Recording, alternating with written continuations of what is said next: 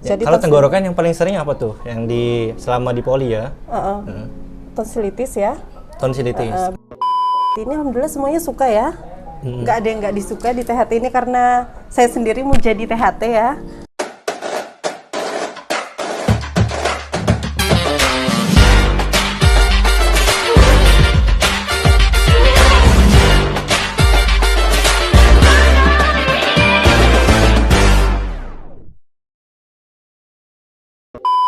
Halo, Assalamualaikum warahmatullahi wabarakatuh. Halo teman-teman YouTube yang ada di rumah, kembali lagi di channel kita yang tercinta ini, di mana di channel ini kita akan membagi pengalaman seputar dunia kedokteran bersama teman-teman saya yang saya undang. Contohnya di sini ada teman kelas saya yaitu Marsha ya. Nah, di sini Marsha ingin membagikan pengalamannya seputar dunia koas. Sekarang lagi koas ya Marsha ya? Iya benar. Nah, di sini kita akan membahas koas tase THT yang tentunya menarik untuk kita simak sama-sama seperti itu. Nah, sebelumnya ada pepatah mengatakan tak kenal maka tak apa? Tak sayang. Tak sayang. Kan sudah kenal sebelumnya. Oh ya, mungkin teman-teman belum ada yang tahu. Benar. Jadi perkenalkan, nama saya Marsha Rizky Lagriani, asal saya dari Kalimantan Timur. Mungkin teman-teman ada yang dari Kalimantan Timur, saya dari Tanah Grogot. Halo Tanah Grogot. Saya kuliah di Fakultas Kedokteran Universitas Muhammadiyah Surabaya. Sekarang saya lagi koas di Rumah Sakit Sugiri Lamongan. Berarti kabarnya gimana nih? Baik-baik aja atau gimana? Baik. Kalau sekarang udah stase apa kira-kira? Sudah semua sih, alhamdulillah ya. Tinggal Sudah terakhir semua. stase IGD. Oh, ini lagi di akhir stase ya? Benar. Tapi kan sudah melewati stase THT nih yang kita ulik lebih dalam. Nah, sebelum membahas tema ini lebih lanjut nih, mungkin ada beberapa teman-teman yang di rumah ini baru masuk koas seperti itu, jadi bingung gimana proses belajar mengajar THT di rumah sakit seperti itu. Mungkin bisa diceritakan terlebih dahulu gimana gambaran secara singkatnya ya. Iya. THT itu sama kayak stase biasanya lah ya. Sama stase ya? Yang, iya sama. Cuman kan stase yang lain kan kayak mata, jiwa itu kan dibagi dua ya. Ada di Rumah Sakit Muhammadiyah Lamongan sama di Sugiri ya. Kalau THT cuma ada di satu rumah sakit aja. Tapi sama penyakit-penyakit yang kita jumpain. Iya, biasanya penyakit apa tuh yang sering dijumpai? Iya mungkin itu cuman ini ya, untuk orang tua mungkin oma. Oma itu apa? Opa? Oh, bukan. Otitis media akut biasanya ya. Otitis media akut. Mungkin gedang telinganya itu loh. Biasanya kan ada keluar cairan kayak gitu kan kalau orang tua. Gedang telinga itu pecah ya. Bener. Mungkin kalau orang muda biasanya anak-anak muda itu sinusitis ya. Sinusitis itu apa? Sinusitis mungkin biasanya disebabkan karena kebiasaan mungkin dia tuh lagi sakit, pilek, terus dia tuh terlalu apa namanya? Seperti itu apa namanya? Menahan atau apa? No. Gini. Iya, itu terlalu keras jadi kan dia tuh terjadi ini kan kayak inflamasi gitu. Jadi kan bakteri banyak mengumpul di situ, jadi terjadilah bau yang tidak enak seperti bau busuk biasanya ya khasnya di sinusitis itu. Saya sendiri kena sinusitis sih, sudah kronis. Oh, punya sinusitis. Benar. Kumatnya itu kalau lagi kena dingin. Biasanya kalau lagi kena sinusitis kayak gitu, gimana cara mengobatinya atau cara mencegah biar nggak terjadi gitu? Oh ya, itu kan saya rutin ke dokter ya, ke dokter sini, dokter Zaki. Nah itu dokter salah satu dokter favorit saya di THT. Itu biasanya dia ngasih cairan NaCl itu untuk nyuci hidung. Terus dia ngasihkan obat semprot. Ya seperti itu. Jadi itu saya rutin tiap hari. Nggak pernah gini menyemprot diri sendiri? Oh nggak pernah. Karena kan ya. dokter nih. Pernah atau enggak? Pernah. Di situ di kos saya juga saya nyetok kok cairan pernah itu. Nyetok. Bukan pernah, emang nyetok.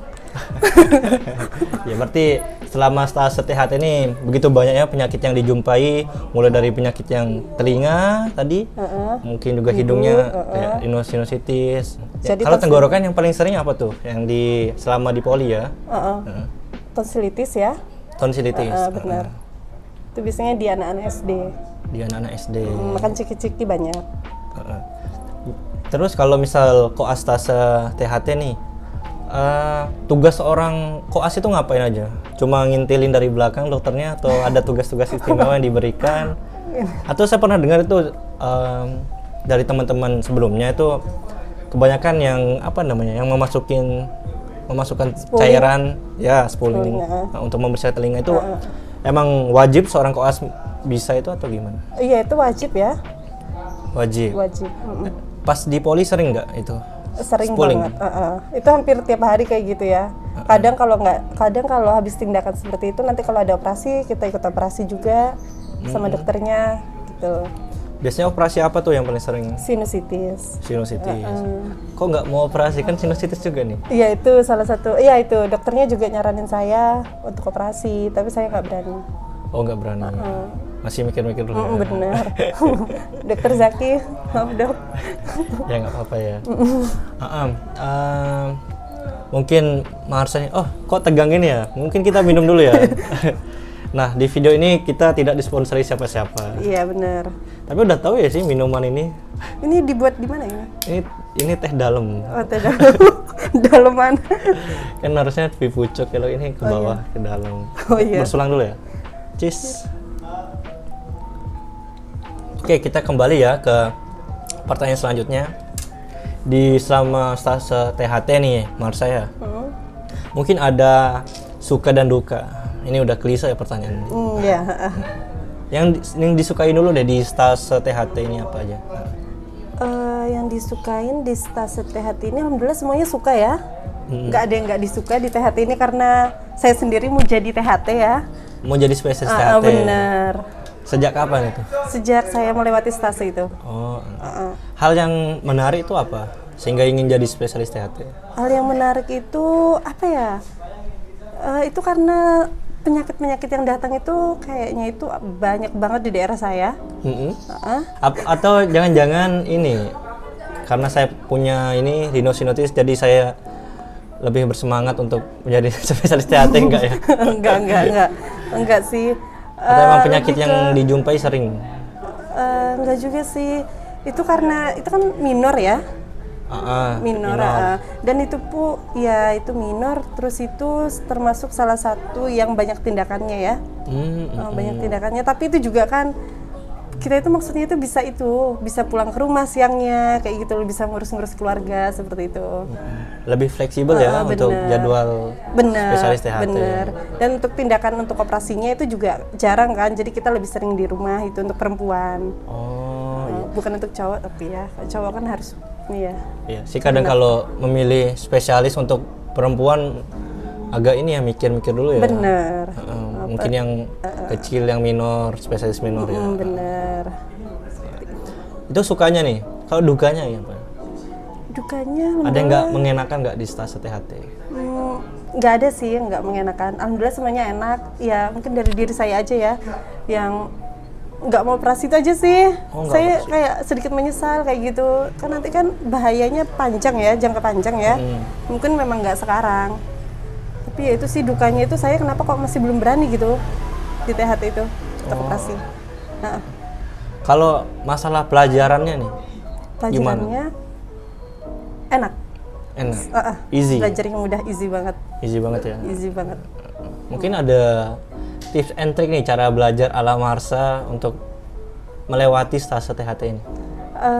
THT itu ya menurut saya itu kayak gampang-gampang susah. Gampang-gampang susah? Bener. Jadi gampang-gampang susah itu maksudnya itu kan kita belajar di rumah langsung itu besoknya itu kayak bisa mengaplikasikannya gitu loh. Dan kasusnya itu banyak banget di situ, di pasien-pasien itu. Pernah nggak dikonsultasiin sama temennya, mungkin keluarga tentang ya THT gitu? Ada. Seperti kayak tante saya kemarin habis telepon itu karena telinganya tuh keluar cairan kayak nanah gitu, bener. Jadi sebelum ujian itu saya itu belajar sama satu sahabat saya. Mohon maaf Alia, makasih banyak sudah bantu saya untuk belajar. Terus saya juga alhamdulillahnya bisa langsung lulus ya di stase THT ini. Dan karena berkat teman saya ini, saya juga jadi lebih paham banget tentang THT ini. Dan alhamdulillah keluar dari THT ini saya itu sampai sekarang masih terngiang-ngiang gitu sama penyakitnya. Makanya saya pengen lebih mengetahui lebih lanjut gitu. Berarti lebih mudah untuk menghadapi ujian tuh dengan cara belajar bareng. Bener. Dan saya tuh lebih suka kalau dijelasin. Oh, lebih senang untuk Bener, dijelasin.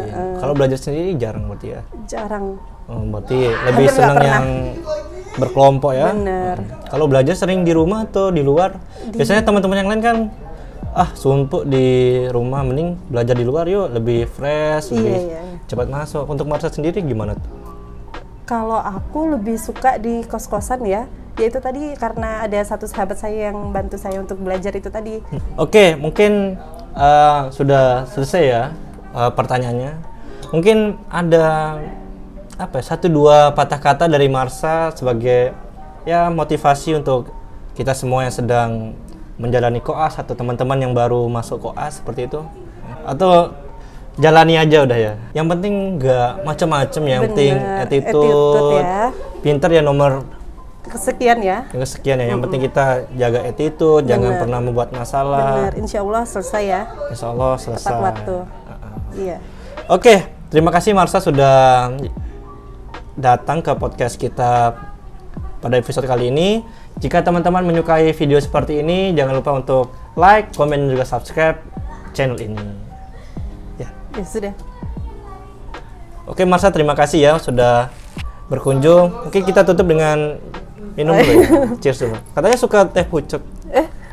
Oke, saya beli teh pucuk. Atau nggak suka? Kalau nggak suka sini. Nggak ya. Oke. Cheers.